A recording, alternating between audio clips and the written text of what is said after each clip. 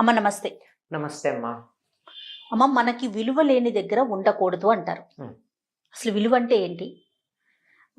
మరి వాళ్ళకి ఏమీ చెప్పకుండా అక్కడి నుంచి వెళ్ళిపోవటం కరెక్ట్ అయిన సమాధానం అంటారా? అసలు ఏం చేయాలి? విలువ లేకపోవడమా? విలువనివ్వకపోవడమా? 2. ఆ!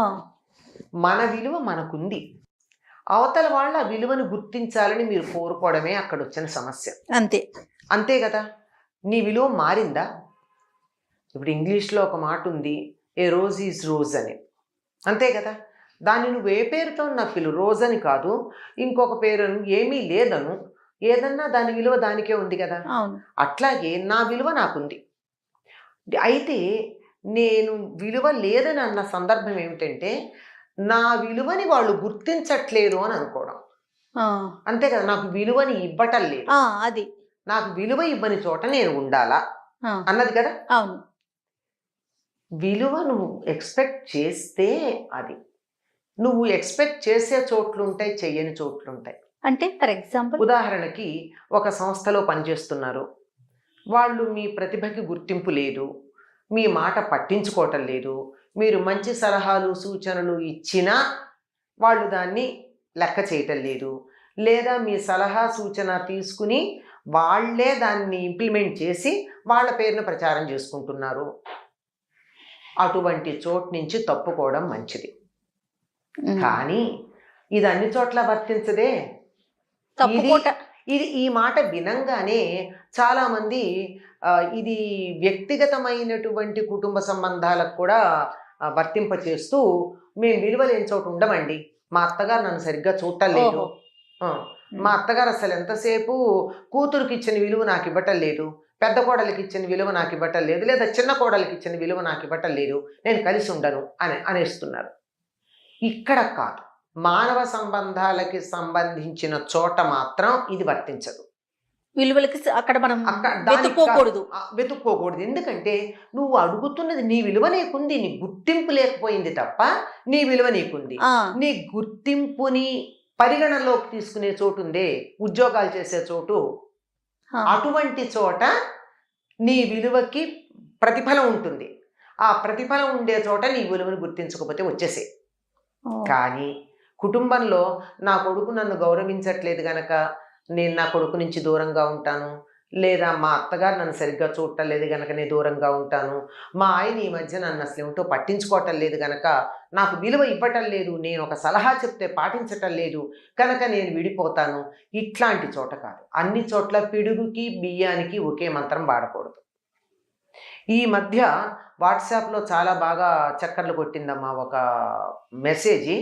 ఏమిటి అంటే, ఒక water bottle in a super market it's value is 10 rupees. In a hotel it is 20 rupees. In airport it is 50 rupees. In a 5-star hotel, it is 500 rupees. When your value is not recognized, change the place. And అంటే ఎక్కడ విలువ లేకపోతే విలువ కాదక్కడ. మీరు గమనించాల్సింది ఏమిటంటే, value అని పొరపాటున వాడారు. Cost is different from value. ఖరీదు వేరు, విలువ వేరు. ఇందాక నేను చెప్పింది ఆఫీస్ అని చెప్పానే, అక్కడ మీ ప్రతిభకి గుర్తింపు వల్ల వచ్చేది ఖరీదు. డబ్బు ఇవ్వడమో ఏదో ఉంటుంది కదా, జీతము. కానీ అదే కుటుంబము, మానవ సంబంధాల దగ్గర, కుటుంబ సంబంధాల దగ్గరకు వచ్చేటప్పటికీ అక్కడ ఉండేది విలువ, ఖరీదు కాదు. దానికి సమాధానం ఏమిటి?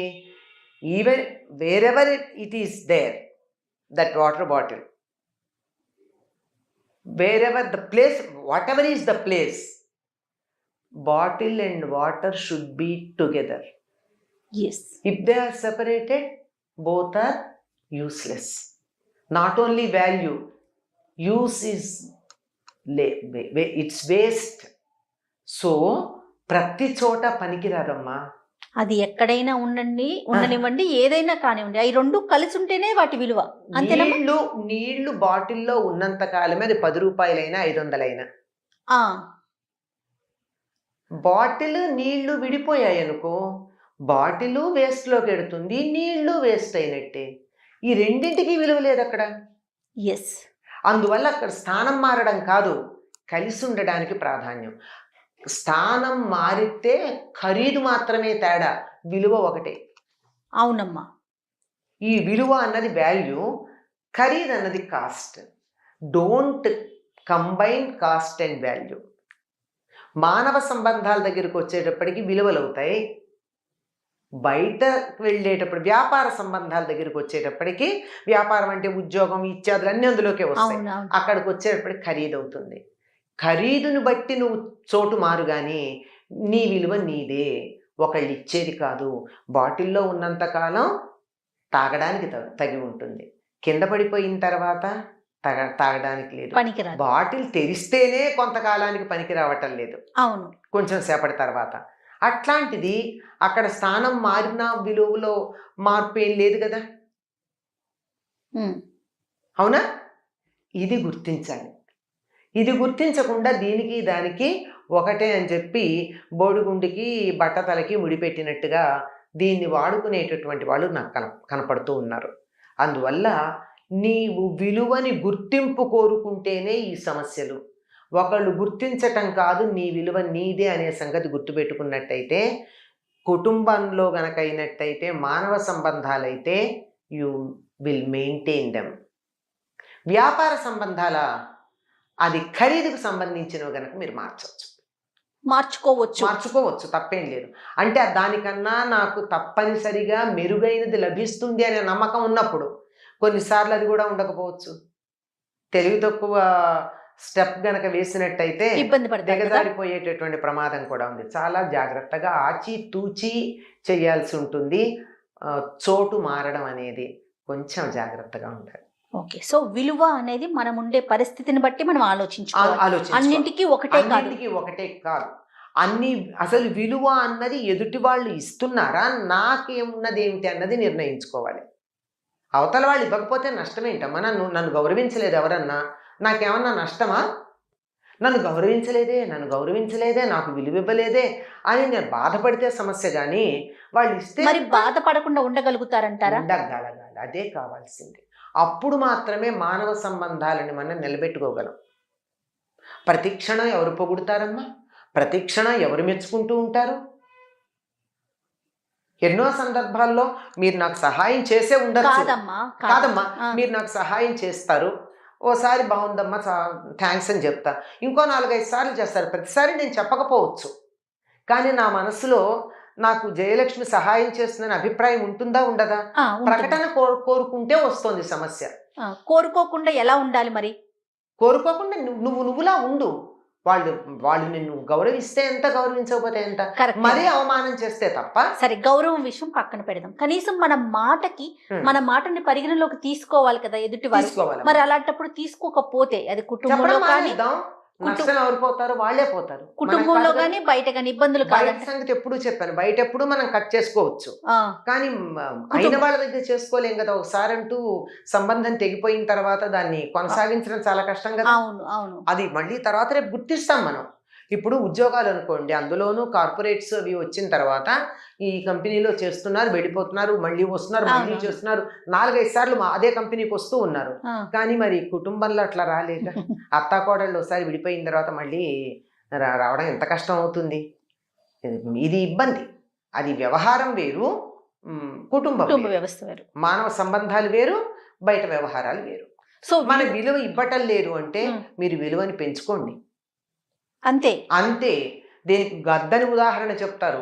గద్ద చాలా ఎత్తుగా ఎగురుతుంది ఆకాశంలో. పిచ్చుకలు కాకులు అనుకుంటాయిట, గద్ద మేము పక్షులమే కదా, దాని గొప్ప ఏంటి, దాని సంగతి చూద్దాం, దాన్ని గెలుస్తానని ఎగరడం మొదలెడుతుందిట. గద్ద ఎగిరినంత ఎత్తు ఎగరలేదు. అప్పుడు ఏం చేస్తుంది, దాని రెక్కల మీద కూర్చుని దాన్ని రెక్కలు పీకుదాం, ఎత్తుకు ఎగరలేదు అనుకుంటుంది. గద్ద ఏం చేస్తుంది, ఏమీ చేయదు. దాంతో పోట్లాడి సమయమును శక్తి ఎందుకు వృధా చేసుకుంటుంది, ఇంకా పైకి ఎగురుతుంది. ఇంకా పైకి ఎగిరితే అక్కడ ఉన్న వాతావరణ పీడనానికి తట్టుకోలేక కాకి కింద పడిపోతుంది, గద్ద పిచ్చుక. హ్యాపీగా పిచ్చుకు కానీ ఆ, గద్ద సరే, ఏదో. హ్యాపీగా వెళ్ళిపోతుంది. కనుక నీ విలువ గద్దలాగా పెంచుకుంటే నీతో పోటీ పడ్డవాళ్ళు, నీ మాట వినని వాళ్ళు, నీ గురించి నీకు విలువ ఇవ్వని వాళ్ళు ఎవరైతే ఉన్నారో వాళ్ళే తప్పుకుని గద్దే గొప్పది అని నిన్ను మెచ్చుకుంటారు. కనుక నీ శక్తిని, నీ విలువని, నీ స్థాయిని నువ్వు పెంచుకునే ప్రయత్నం చెయ్యి. అవతల వాళ్ళ గుర్తింపు కోసం ప్రయత్నం చేసేటప్పుడు వెచ్చించే శక్తి ఏదైతే ఉందో అది నీ విలువని పెంచుకో. బా, సూపర్ సూపర్, ఎక్సలెంట్ అమ్మా. అది ఖచ్చితంగా తప్పకుండా మంచి వ్యాలిడ్ పాయింట్స్ చెప్పారమ్మా. ఖచ్చితంగా ప్రతి ఒక్కరూ ఇది ఆలోచించాల్సిన విషయం. నాకు విలువ ఇవ్వట్లేదు కాదమ్మా, ఇల్లు బాగాలేకపోతే మార్చేస్తాను, ఏది బాగాలేకపోయినా మార్చడం అలవాటైపోయి నాకు విలువ ఇవ్వట్లేదు, నాకు తగిన గుర్తింపు రావట్లేదని ఎంతో మంది చాలా మంది బాధపడుతూ ఉంటారు. ప్రస్తుతం సమాజంలో ఉన్నటువంటిది ఐడెంటిటీ క్రైసిస్ అంటూ ఉంటారు. ఇదే ఎక్కువ ఉంది. అవును. You identify with what you are. If you want something else, try for it. Super అమ్మా, థ్యాంక్ యూ.